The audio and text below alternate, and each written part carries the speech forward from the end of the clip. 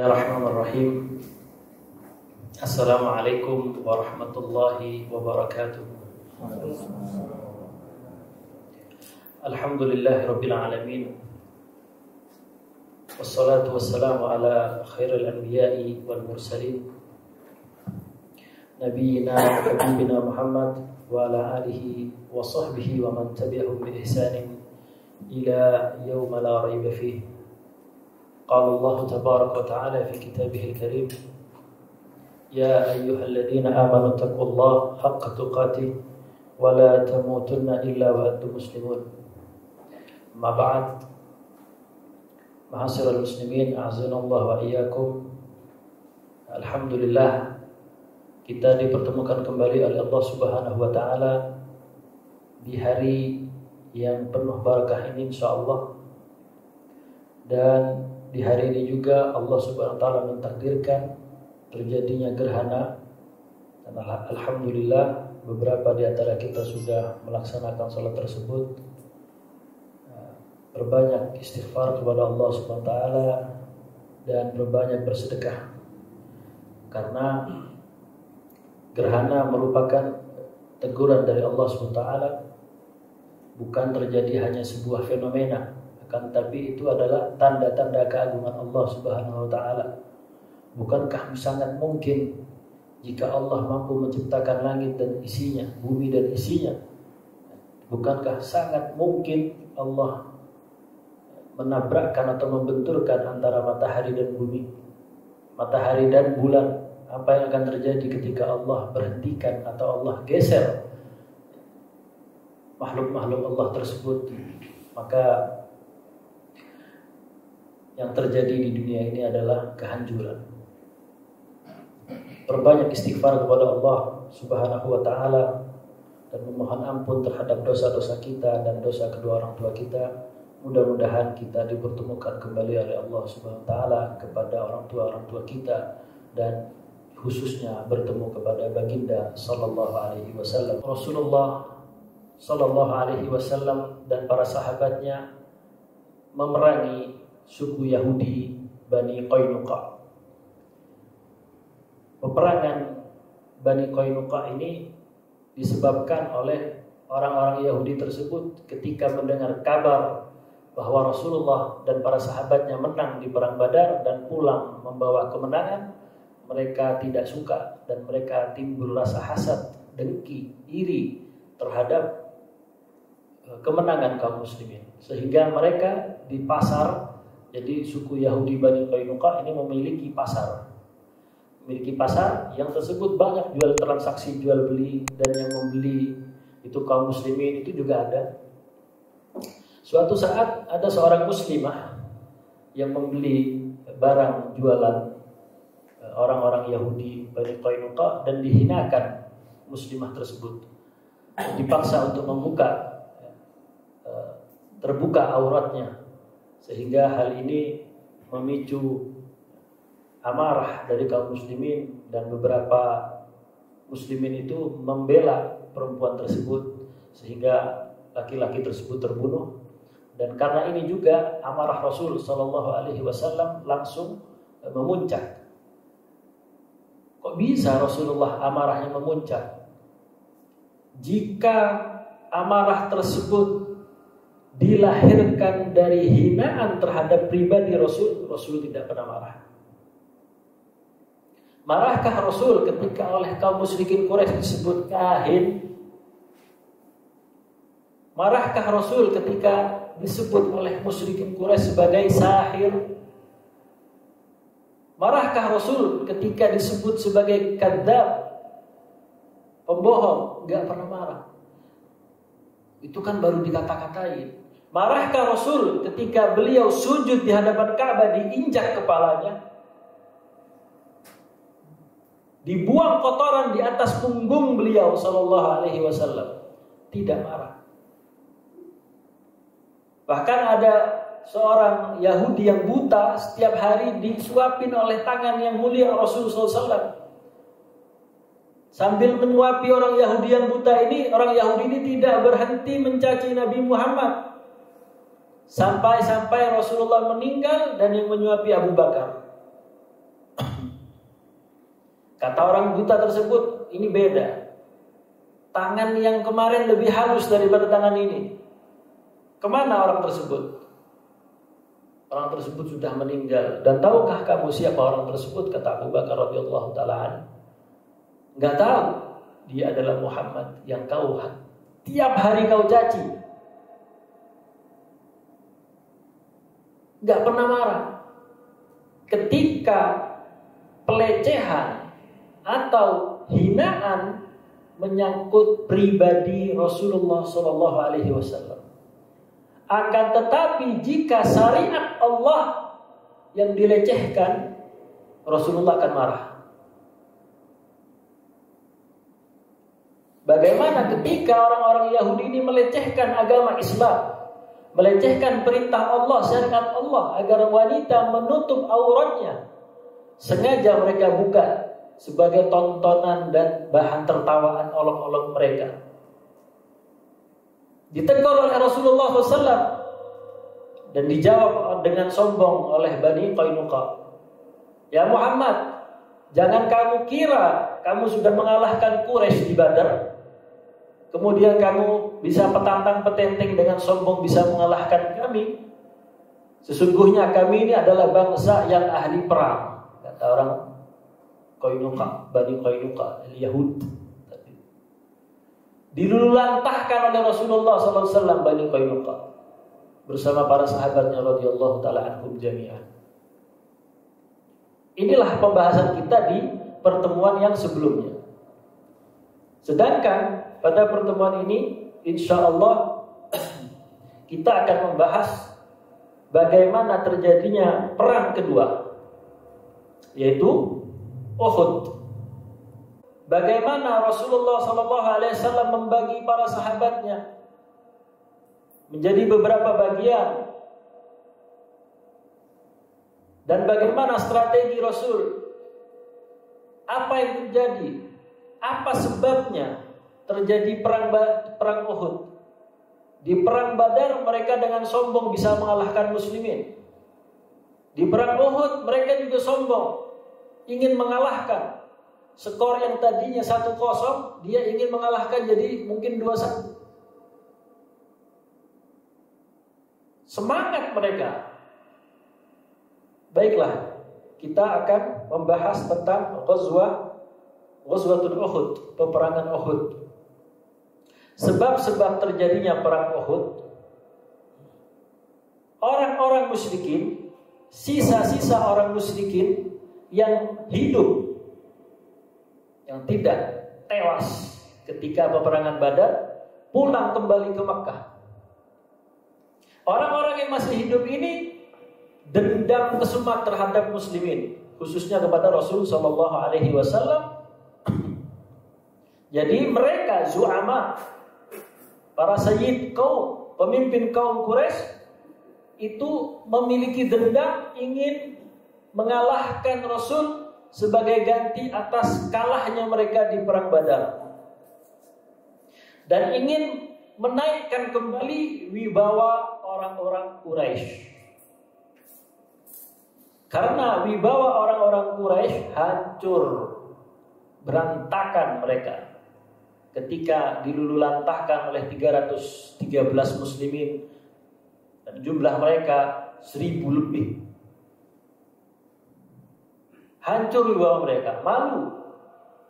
Karena di peperangan-peperangan sebelum Islam mereka selalu menguasai peperangan tersebut. Kan tapi ketika Rasulullah SAW muncul, Islam terbit, dibawa oleh manusia yang sempurna, Rasulullah SAW, dan dikawal oleh para sahabatnya radhiyallahu ta'ala anhum jami'an. Mereka mampu melululantahkan orang-orang yang sebelum Islam menjadi pahlawan-pahlawan dan yang memenangi peperangan-peperangan. Kemudian jamaah yang dirahmati oleh Allah SWT, dendam itu yang membawa orang-orang musyrikin untuk membalas kekalahan mereka di Badar. Maka dari itu bergeraklah beberapa tokoh-tokoh muda berkolaborasi, bercampur dengan tokoh-tokoh yang senior musyrikin Quraisy untuk membuat pasukan yang lebih besar daripada pasukan mereka di Badar. Tokohnya diantaranya adalah Ikrimah bin Abi Jahal. Ikrimah sebelum masuk Islam. Nantinya Ikrimah bin Abi Jahal masuk Islam ketika proses Fathu Makkah. Setelah Fathu Makkah, barulah Ikrimah bin Abi Jahal ini masuk Islam. Ini Ikrimah di peperangan Badar tidak ikut untuk menjaga Makkah supaya ada penjagaannya. Kemudian ada Safwan bin Umayyah. Ini juga pemuda, tidak ikut di peperangan Badar. Kemudian ada Abu Sufyan, tokohnya Quraisy, Abu Sufyan bin Harb. Ketika di Badar, Abu Sufyan memegang kendali dari perdagangan kafilah dagang Quraisy yang ingin diambil oleh Rasulullah. Sebagai ganti harta kaum muslimin yang hijrah itu diambil oleh musyrikin. Akan tapi Abu Sufyan dengan cerdik dan cermat tidak melewati dekat-dekat kota Madinah, akan tapi muter sampai ke Irak. Biar bisa perjalanannya bisa berkali lipat. Akan tapi kafilah dagangnya selamat. Nah ini dia tidak ikut di Badar. Tapi Abu Sufyan ikut di peperangan Uhud. Tentu saja sebelum beliau masuk Islam. Kapan masuk Islamnya Abu Sufyan? Masuk Islamnya Abu Sufyan, ada yang mengatakan sebelum Fathu Makkah. Karena ada pertemuan di antara Abu Sufyan dan Rasulullah SAW melalui sahabat yang mulia Utsman bin Affan. Karena Utsman bin Affan ini nasabnya dekat dengan Abu Sufyan. Kalau nggak salah sepupu dengan Abu Sufyan. Utsman bin Affan ini sepupu dari Abu Sufyan. Lebih tepatnya lagi sepupu dengan anaknya Abu Sufyan, yaitu Muawiyah radhiyallahu taala anhu.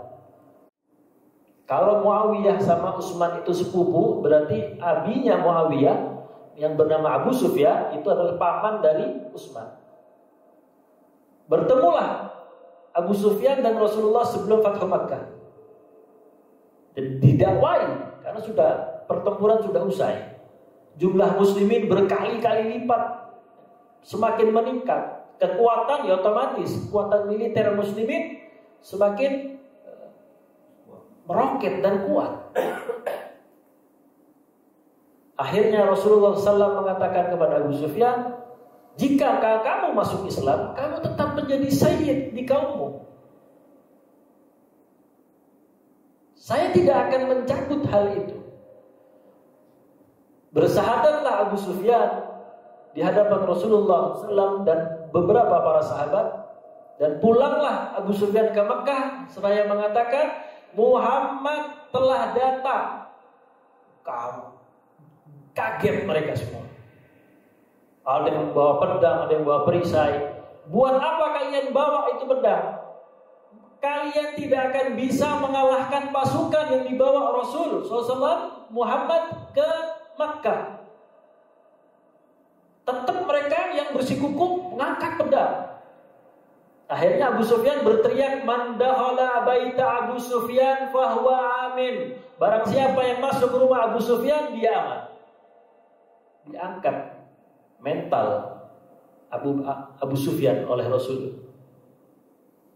Seakan-akan Abu Sufyan ini masih dianggap, dijaga perasaannya oleh Rasul. Misalnya orang yang baru Muslim, sebelum Muslim dia musuh bebuyutan Rasul. Man dakhala baita Abu Sufyan fahuwa amin, wa man dakhala baitahu fahuwa amin. Dan siapa yang masuk ke rumah-rumah mereka, mereka aman. Wa man dakhala Ka'bah fahuwa amin, dan siapa saja yang masuk Ka'bah, ya aman. Di situ sudah masuk Islam Abu Sufyan. Kita kembali lagi ke pembahasan. Jadi Abu Sufyan ini ketika di Badar tidak ikut, di Uhud dia mau ikut, ingin mengambil posisi sebagai Sayyidul Qaum. Kemudian apa yang dilakukan oleh Zu'ama, oleh ketua-ketua pembesar-pembesar kabilah ini tadi, mereka meminta harta dari suku-suku atau kabilah-kabilah Quraisy untuk diberikan kepada Abu Sufyan bersama CS-CS-nya supaya ingin mendanai perang. Mesir, pemakan uang nomor 1 di dunia itu peperangan. Benar kan? Ketika sebuah negara memutuskan perang, maka otomatis negara tersebut telah menciptakan sebuah mesin pemakan uang, pemakan dana nomor 1 di dunia. Habis duit itu. Makanya kalau negara itu gak kuat dalam hal ekonomi, hanya bisa bertahan beberapa hari. Karena suplai makanan, senjata gratis. Kalau dulu, zaman dulu pedang tinggal bikin, besinya beli, dibikin sama pengrajin. Kalau sekarang semuanya serba beli.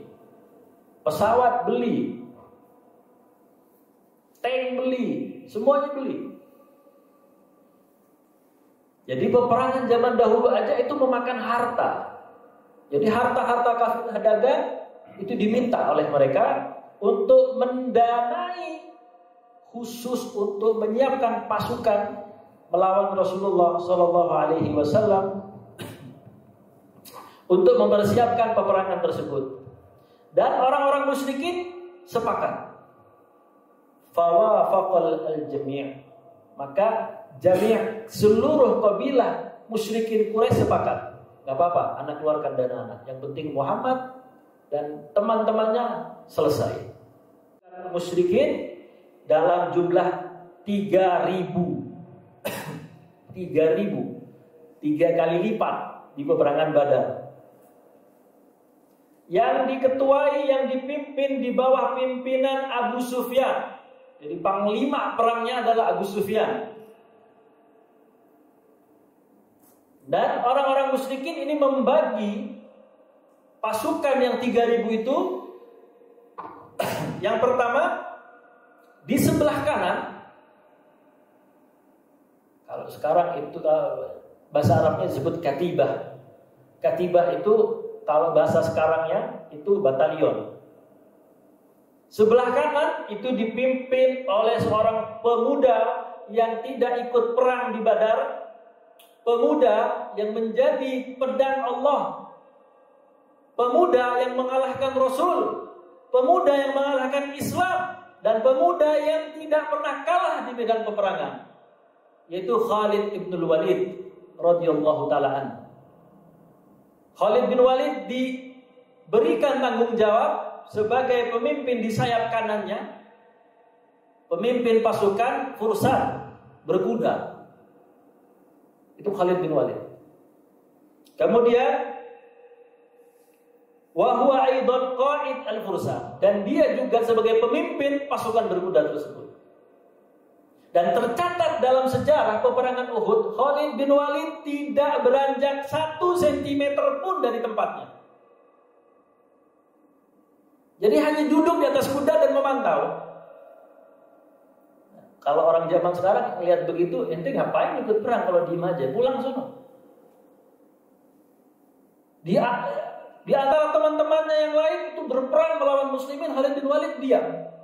Karena Khalid tahu strategi Rasul tidak bisa dikalahkan. Karena Rasulullah dibimbing oleh wahyu.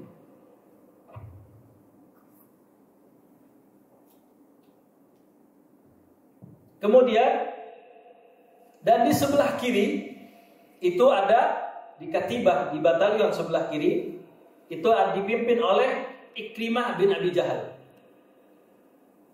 Dan di tengah itu dipimpin oleh Sofwan bin Umayyah. Dan yang membawa liwa liwa itu adalah panji. Bukan bendera, panji khusus. Manusia boleh jatuh, manusia boleh tewas, manusia boleh meninggal, liwa jangan. Bahkan ada sahabat yang terpenggal tangannya masih dipegang oleh tangan yang kiri. Terpenggal tangan kirinya dipegang sama dua-dua tangan yang buntung tadi. Supaya nggak jatuh. Kalau tanda alamah al-liwa sudah jatuh, selesai sudah. Harga diri, kehormatan sebuah negara, sebuah bangsa itu ada di liwa, bendera. Kalau bahasa gampangnya bendera. Nah, kalau bendera kita umpamanya diinjek-injek, marah kita. Ini kehormatan. Nggak peduli agama kita manapun, kita bersatu. Bagaimana para penjajah menjajah negara kita, itu nggak lihat suku, nggak lihat agama, mereka bersatu. Karena simbol negaranya sudah dihinakan. Jamaah yang dirahmati oleh Allah Subhanahu wa taala, dan yang membawa liwa adalah Talha al-Abdari. Wa ma'a al-Jais mi'ata fursan, dan di pasukan tersebut terdapat pasukan musyrikin ya, terdapat 200 pasukan berkuda dan 700 perisai. Cukup sampai situ? Enggak cukup. Sombongnya mereka membawa perempuan-perempuan jahiliyah mereka, 15 perempuan dibawa di medan peperangan. Apa tugas mereka? Apakah perang? Tidak. Mereka yadribna dufuf. Mereka yadribna dufuf. Dufuf itu rebana, dipukul sama perempuan-perempuan mereka. Ya, sambil menyanyikan slogan-slogan mereka. Apa tugasnya? Yahridna 'alal qital, menyemangati pertempuran. Assalamualaikum. Dan mereka ini 15 perempuan ini yang yadrib dan ad-dufuf, rebana, ya, membunyikan rebana-rebana sambil meneriaki agar semangat musyrikin itu menggelora. Itu juga ada pemimpinnya. Dipimpin, diketuai oleh seorang perempuan yang bernama Hindun, istrinya dari Abu Sufyan. Hindun binti Utbah. Hindun ini luar biasa. Luar biasa Hindun ini. Kebenciannya terhadap muslimin. Dan di peperangan Uhud ini, sebelum peperangan,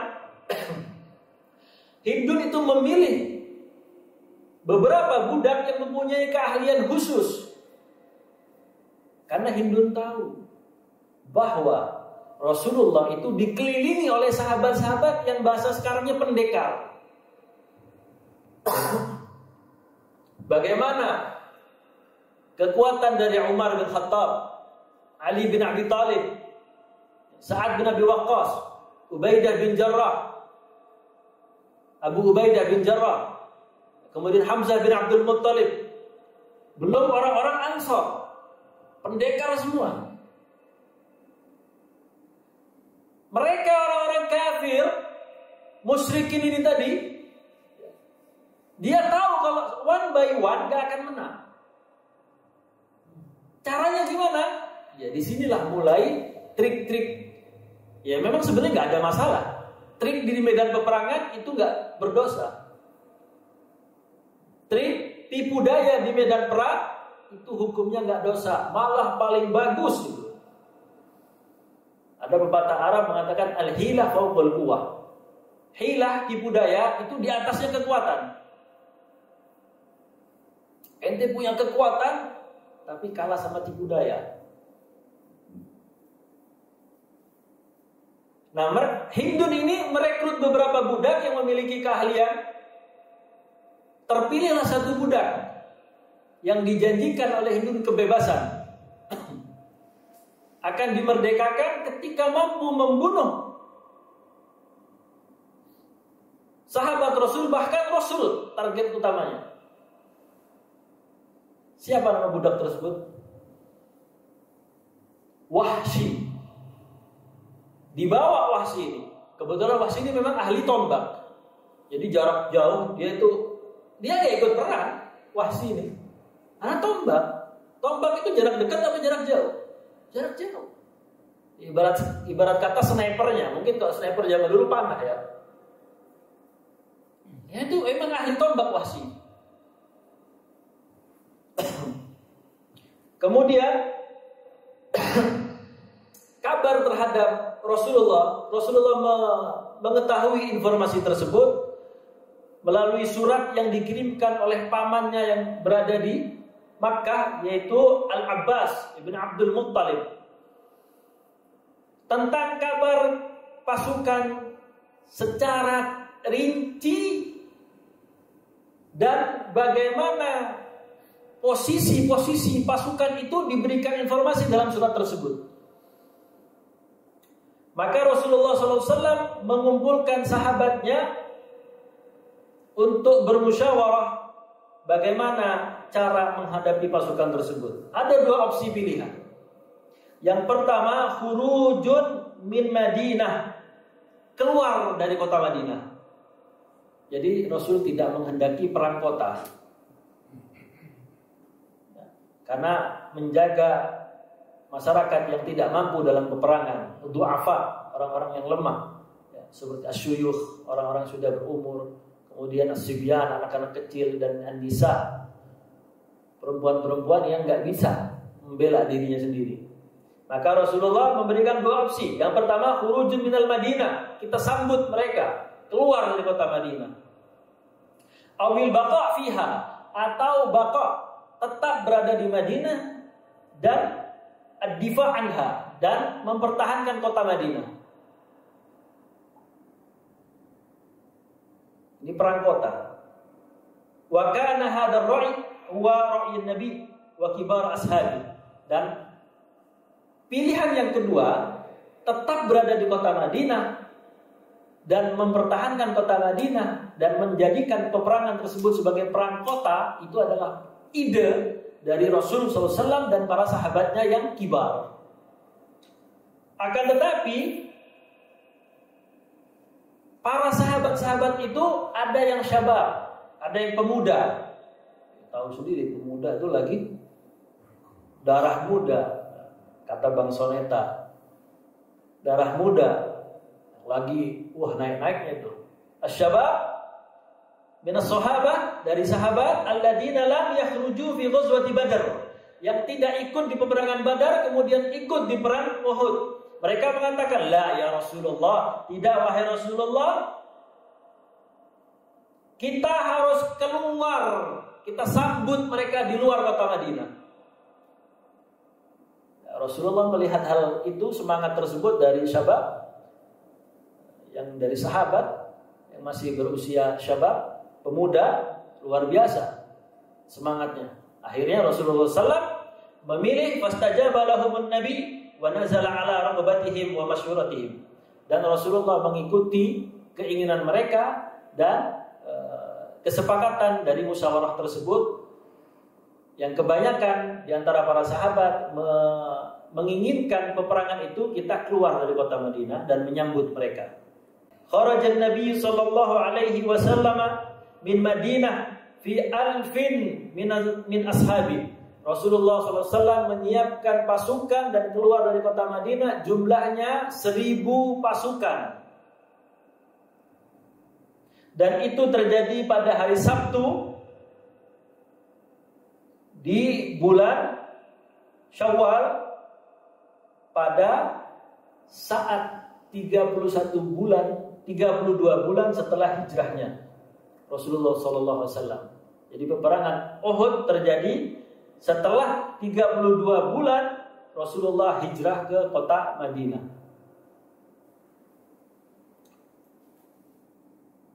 Sampai mereka memasuki sebuah tempat yang bernama Uhud. Mau masuk ke kota Uhud, dari 1000 pasukan yang dibawa oleh Rasul sallallahu alaihi wasallam, dan di situ ada orang-orang munafik yang diketuai oleh Ibnu Salul. Raja'a Ibnu Salul bithulusil jais. Ibnu Salul ikut perang. Di tengah-tengah perjalanan cabut. Sepertiga pasukan keluar. Berapa itu? Kalau 1000 sepertiganya 300. Keluar Ibnu Salul. Kenapa? Nah, Ibnu Salul mengatakan waqala, dan Ibnu Salul mengatakan asani, mereka telah gak taat kepada saya. Wa ata'a al-wildan, dan mereka taat sama al-wildan, anak-anak kecil. Jadi sahabat yang syabab, yang pemuda tadi itu dicibir oleh Ibnu Salul. Waman apa? Wa ata'a al-wildan waman la ra'yalah, dan yang tidak mempunyai pikiran. Si Bian ini anak yang baru kemarin sore, nggak mempunyai pola pikir, diikutin.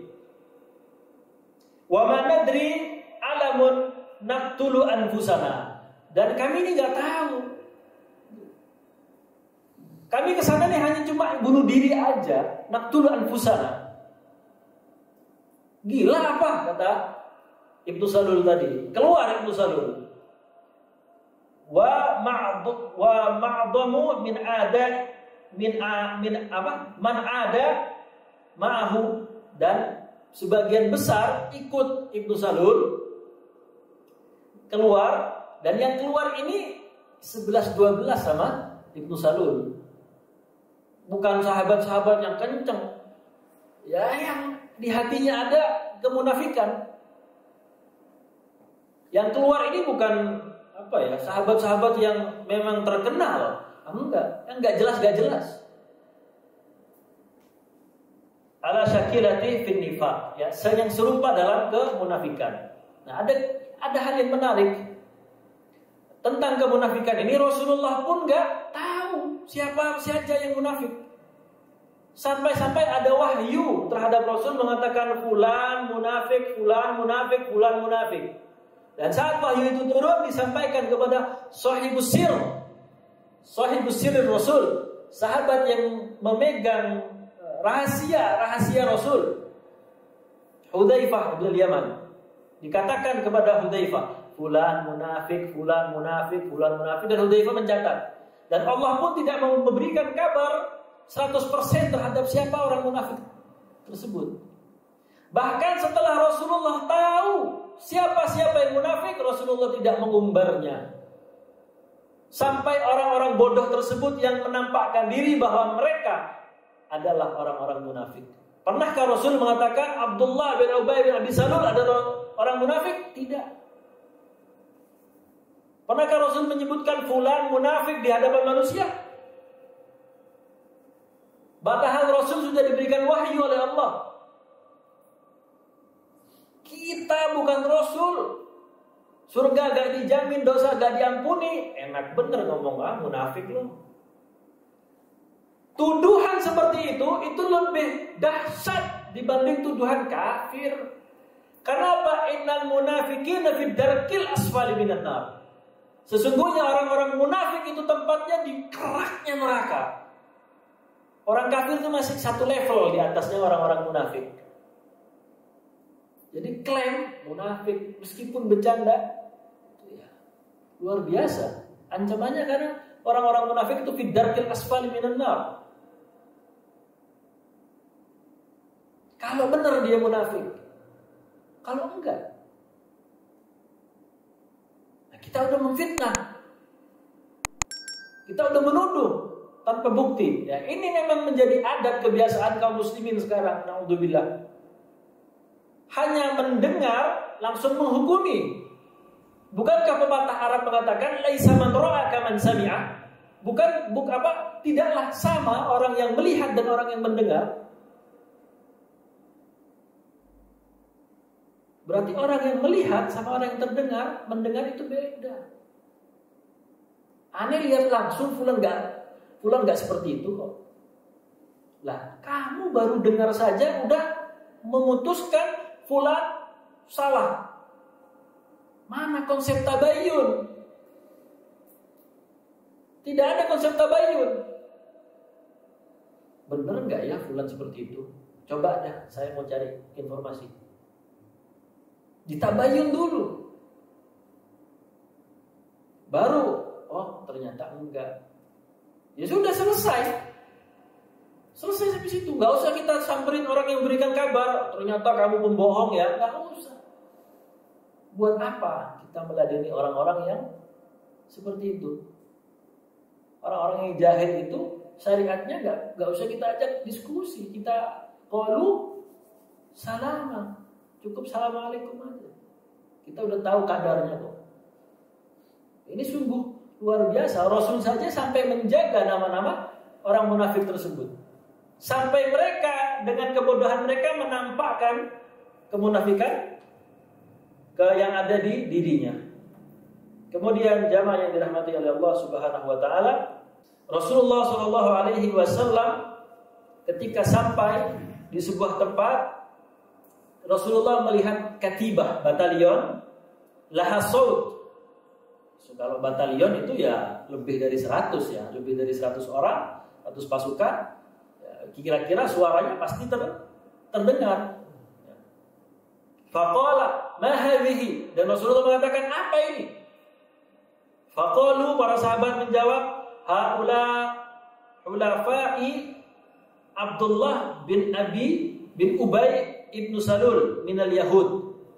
Mereka adalah rombongan yang di bawah pimpinan Abdullah bin Ubay bin Abi Salul bin Salul bin Yahud, dari orang-orang Yahudi. Ingin bantu katanya.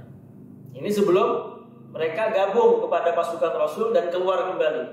Maka Rasulullah SAW sudah menjawab. Faqala sallallahu alaihi wasallam, la nastansir bi ahli syirk ala ahli syirk. Kami tidak meminta pertolongan, kami tidak meminta bantuan kepada orang-orang yang syirik kepada Allah untuk memerangi orang yang syirik. Ini akidah. Rasul aja untuk memerangi musyrikin Quraisy dibantu oleh orang ahli syirik. Yahudi nggak mau, sebenarnya nggak mau.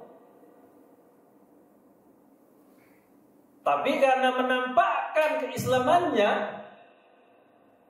ya maka leluasa masuk ke dalam pasukan kaum muslimin dan membawa keluar sepertiga dari pasukan. Kemudian askaran Nabi sallallahu alaihi wasallam inda Jabal Uhud, dan Rasul menempatkan pasukannya di Bukit Uhud, dijadikan tempat markasnya.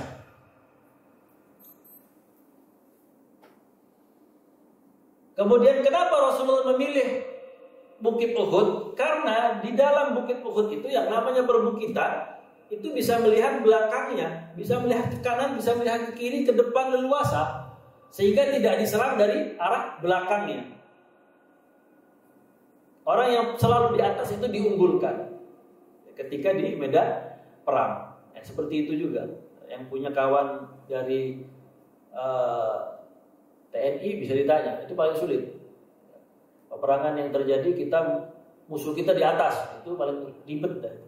Kalau yang di atas enak, tinggal dar. Kalau yang dari bawah susah naik ke atas. Makanya Rasul memilih perbukitan itu sebagai markasnya. Dan Rasulullah menaruh di atas bukit tersebut khamsina ramiyan, 50 pasukan pemanah. Ditaruh khusus sama Rasul 50 orang. Wa umira alaihim wa ammara alaihim Abdullah bin Jubair, dan diketuai pasukan panah tersebut diketuai oleh sahabat yang mulia Abdullah bin Jubair. Wa qala lahum, dan Rasulullah berkata kepada mereka, qumu ala masafikum hadhihi famhu duhurana, dan berdirilah kalian, tegaklah kalian di atas bukit-bukit kalian ini, atau di atas kaki-kaki kalian. Fahmu duhurana, dan lindungilah kami, ya, Maksudnya dari belakang, takut ada musuh yang memutar daerah belakang. Nah, kalau pasukan panah, bisa melihat. Lindungi kami, kata Rasulullah SAW. Fa in ra'aitumuna, jika kalian melihat kami telah memenangi peperangan, qad intasarna fala tusrikuna. Kalau kalian pasukan panah yang 50 orang ini melihat kami menang, jangan kalian ikut-ikut turun ke bawah untuk menang, untuk merayakan kemenangan. Tetap kalian di atas. Kemudian wa in ra'aitumuna nuqtal, dan kalau kalian melihat kami sudah kalah, kami telah syahid di Uhud, fala tanzuruna, jangan kalian tolong kami, udah biarkan gitu aja. Yang penting apapun keadaannya, muslimin menang atau muslimin seluruhnya telah syahid di Uhud, perintah Rasul sallallahu alaihi wasallam tetap 50 pasukan panah berada di Bukit Uhud. Itu perintahnya Rasul sallallahu alaihi wasallam. Kemudian Rasul membagi pasukan menjadi 2 dan menjadi 3. Jadi katibah Al-Muhajirin dan Ansar. Muhajirin itu sudah jelas orang-orang yang berhijrah dari Mekah ke Madinah, dan orang-orang Ansar itu ada 2. Ya, suku atau kabilah Aus dan Khazraj. Dibagi jadi 3 oleh Rasulullah SAW. Kemudian yang pertama Katibatul Muhajirin, batalion Muhajirin yang memegang liwa. Panjinya adalah Mus'ab bin Umair radhiyallahu ta'ala. Kemudian dari Aus yang membawa liwanya adalah Usaid bin Hudayr radhiyallahu ta'ala. Dan dari Khazraj yang membawa adalah Al-Hubab ibn Mundhir radhiyallahu ta'ala anhum jami'an wa radu'an. Kemudian Rasulullah sallallahu alaihi wasallam memilih Zubair bin Awwam sebagai al-faris al-wahid fi sufufil muslimin, di panglima yang di atas pasukan berkuda, diketuai oleh sahabat yang mulia Zubair bin Awwam. Kemudian dan Miqdad bin Amr ditunjuk oleh Rasul sallallahu alaihi wasallam sebagai panglimanya untuk menghadapi Khalid dan Ikrimah. Jadi Khalid dan Ikrimah ini dihadapi oleh 2 orang. Yang pertama adalah Zubair bin Awwam dan Miqdad bin Amr. Di depan pasukan berkudanya kaum musyrikin yang dikawal atau diketuai oleh Khalid dan Ikrimah bin Abi Jahal. Kemudian pecahlah pertempuran atau peperangan dengan menyerangnya orang-orang musyrikin sebelah. Jadi pasukan musyrikin yang di sebelah kanan yang tadi dipegang oleh Ikrimah itu mulai menyerang kaum muslimin di bawah pemimpin yang bernama Abi Amir Al-Fasiq. Dan mereka juga dipimpin oleh Khalid bin Walid di sebelah kiri kaum muslimin. Jadi pasukan kaum muslimin sebelah kirinya, jadi hadap-hadapan itu adalah pasukan Khalid bin Walid. Mereka udah mulai menyerang, dan di tengah-tengah serangan mereka dipukul mundur. Annar rumatal muslimin ittaruhum ila at-tarajim. Dipukul mundur oleh pasukan panah tersebut. Mundur, gak jadi. Nah, di tengah-tengah hal tersebut, orang muslimin, pasukan kaum muslimin menyerang balik dan menewaskan pembawa liwa mereka dari Bani Abdiddar wa kanu asyraf. Dan Bani Abdiddar, jadi Bani Abdiddar itu salah satu kabilah Quraisy. Bani Abdiddar, Abdul Syams, Abdul Muttalib, Bani Hashim, itu adalah kabilah-kabilah besar musyrikin Quraisy, hatta saqata, sampai terjatuh liwanya alal ard, di atas tanah, wadisa bil aqdam, dan terinjak-injak dengan kaki.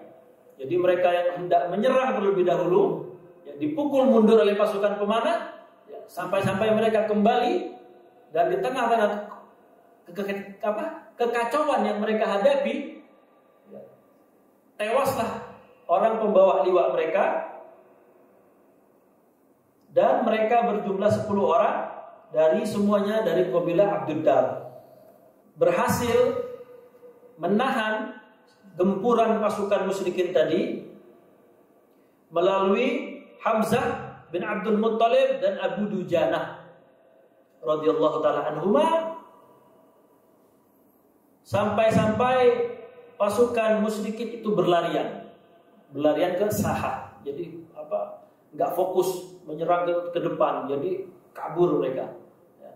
Kalau orang musuhnya di depan, ya jalannya ke depan dong.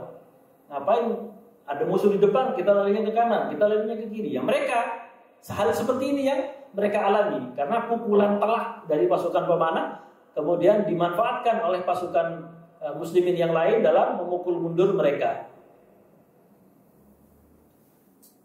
Kemudian, ini terjadi kesalahan. Jadi setelah kaum muslimin berhasil memukul mundur mereka melalui pasukan pemanah dan melalui pasukan-pasukan yang dipimpin oleh Hamzah bin Abdul Muttalib dan Abu Dujanah dan sahabat yang lainnya radhiyallahu taala anhum jami'an. Nah, ini merasa kaum muslimin bahwa dirinya sudah menang. Karena pasukan musyrikin lari, tunggang langgang, lari, dan itu sengaja dikejar, dan pasukan panah ini yang ditempatkan oleh Rasul di atas bukit Uhud tidak taat kepada perintahnya Rasul sallallahu alaihi wasallam. Indaidin, ketika itu nazala katsir min rumah, turun sebagian besar dari pasukan panah itu, yajma'una al-ghanaim, mereka mengumpulkan ghanimah, harta rampasan perang. Mereka menganggap bahwa peperangan telah usai dan telah kita menangkan. Akan tetapi pemimpin mereka Abdullah bin Jubair haddarahum, telah memberikan peringatan kepada mereka jangan turun dan memaksiati perintah Rasul sallallahu alaihi wasallam. Lakinnahum, akan tapi mereka tasawwaru, mereka telah berprasangka intaha il ma'rakah, ma'rakah telah usai, peperangan telah usai, dan walam yabqa ma'ahu illa asra'a rajulan, dan dari 50 orang itu tersisa 10 orang di atas bukit Uhud. Karena apa? 40-nya sudah menganggap perang telah usai, musyrikin sudah mundur. Simpel, ya kok simpel seperti ini? Kok udah mundur musyrikin? Karena nggak bisa kaum musyrikin itu menyerang, karena pasukan di bukit Uhud itu sebagai tembok utama. Rasulullah SAW memerintahkan para sahabatnya di pasukan pemanah yang ditempatkan di atas bukit Uhud. Mereka hanya tersisa 10 orang dari 40. Wara'a Khalid bin Walid nuzulu ar-rumah fa asra'a wa ma'ahu mi'ataini min fursan al-musyrikin. Dan Khalid bin Walid melihat hal tersebut, turunnya pasukan pemanah, dan Khalid bin Walid langsung mengarahkan kudanya bersama 200 orang pasukan berkuda kaum musyrikin dan menaiki bukit Uhud dari arah belakang dan membunuh sisa-sisa 10 orang tadi, pasukan pemanah itu tadi, dan dinaiki bukit Uhud. Karena yang namanya Jabal Uhud itu bukan gunung yang sangat tinggi, ya perbukitan aja. Diserang oleh Khalid melalui arah belakang dengan proses yang sangat cepat yang dilakukan sama Khalid itu. 10 orang itu selesai. Khalid itu menaiki bukit Uhud dari arah belakang dan dibantai semua kaum muslimin di situ. Kemudian Ahad dan musyrikun dan orang-orang musyrik itu yang tadinya kabur itu mengira lah, itu kaum muslimin dari belakang kok perang sendiri. Ternyata Khalid yang menyerang. Berbaliklah kaum musyrikin tadi yang lari gak jadi, malah maju kembali dan menyebabkan kaum muslimin diserang dari dua arah, dari arah depan dan dari arah belakang. Dan beberapa kaum muslimin itu syahid di sini, berguguran di medan Uhud. Allah ingin memberikan pelajaran kepada kaum muslimin. Siapa saja yang taat kepada Allah dan Rasulnya selamat. Taat sama Allah saja, nggak taat sama Rasul, nggak selamat. Maka ini menjadi dua tombak yang berjalanan bersama. Taat sama Allah dan Rasulnya itu satu paket. Kemudian Rasul menarik diri bersama pasukannya melalui celah-celah yang berada di Bukit Uhud. Dan kaum musyrikin itu sedih. Kenapa nggak bisa kita bunuh, kita habisin di Uhud ini aja? Kok masih bisa? Rasulullah dan para sahabatnya itulah kabur. Semangat kembali mereka. Wow, Rasulullah ini udah mundur, Muhammad telah kabur. Ini saatnya ayo kita harus habisi. Ternyata nggak bisa. Rasulullah berhasil keluar dan meninggalkan daerah peperangan. Kemudian jumlah yang terbunuh dari orang-orang musyrikin itu 21 orang. Kemudian yang syahid dari kaum muslimin 70 orang. Minhum orang-orang yang terbunuh oleh kaum musyrikin adalah Hamzah bin Abdul Muttalib, ammun Nabi sallallahu alaihi wasallam. Hamzah bin Abdul Muttalib, pamannya Rasul SAW, itu terbunuh di Uhud. Kemudian insarafa Rasul sallallahu alaihi wasallam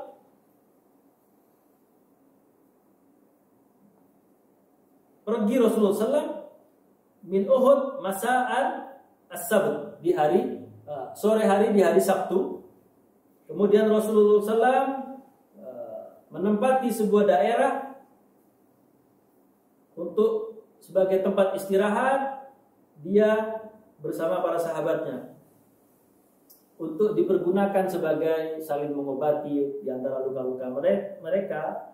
Falamma shalla Rasulullah sallam, ketika Rasulullah SAW itu sholat subuh di yaumul ahadnya, di hari ahadnya, Rasulullah SAW memerintahkan Bilal untuk mengumandangkan adzan. Inna Rasulullah sallallahu alaihi wasallam ya'murukum bi talabil al-adu. Sesungguhnya kata Bilal, Rasulullah menyuruh kalian untuk menjemput musuh-musuh kalian. Nah, ini sudah ada wahyu berarti. Ya, Rasulullah diperintahkan untuk kembali menyerang musuh-musuhnya. Dan Rasulullah sallallahu alaihi wasallam mengatakan, "Wala yakhruju ma'ana illa man syahidal qital bil ams." Dan tidak boleh keluar ikut bersama kami kecuali orang-orang yang ikut perang kemarin. Jumlahnya makin sedikit. Tapi Rasulullah ini ada perintah Rasul. Suka nggak suka, masuk akal nggak masuk akal, dilakukan oleh para sahabatnya. Radhiyallahu taala anhum jami'an. Dan kemudian Rasulullah SAW berdoa kepada Allah Subhanahu Wa Taala sambil memegang liwanya, ya, panjinya yang masih terikat. Kemudian diberikan panji tersebut kepada Ali bin Abi Thalib, dan pasukan Rasulullah SAW keluar dengan luka-luka yang masih tersisa. Baru kemarin hari Sabtu berperang, hari Ahadnya pagi hari sudah diumumkan kembali Rasulullah untuk menyerang kembali. Mereka masih terluka, hatta askaru, mereka sampai berkemah atau menempatkan pasukan kaum muslimin di tempat yang bernama Hamra'il Asad. Hamra'il Asad adalah tanah lapang, ya, yang disebut Hamra'il Asad. Nah, tapi tidak jadi perang di sini. Di sini tidak jadi perang karena trik yang dilakukan oleh kaum muslimin menggentarkan hati kaum kafirin.